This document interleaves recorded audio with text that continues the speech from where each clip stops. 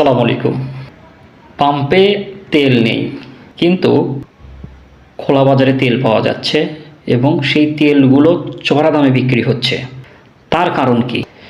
নিশ্চয় পাম্প মালিক এবং পাম্পের কর্মচারীরা মিলে খোলা বাজারে বেশি দামে তেলগুলো বিক্রি করছে বিধায় খোলা বাজারে তেল পাওয়া যাচ্ছে, এবং এই খোলা বাজারের তেলগুলো আমরা বাধ্য হয়েই চড়া দামে কিনছি।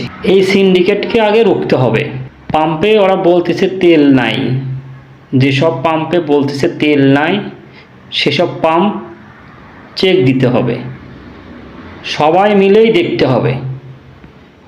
সচেতনতার মাধ্যমেই এই সিন্ডিকেটটা দূর করা সম্ভব। প্রতিটা ব্যক্তির এই উদ্যোগ নিয়েই প্রতিটা তেল পাম্পে চেক দিতে হবে, তাহলে এই সিন্ডিকেট দূর করা সম্ভব হবে।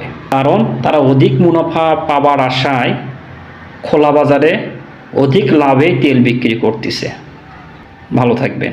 আসসালামু আলাইকুম।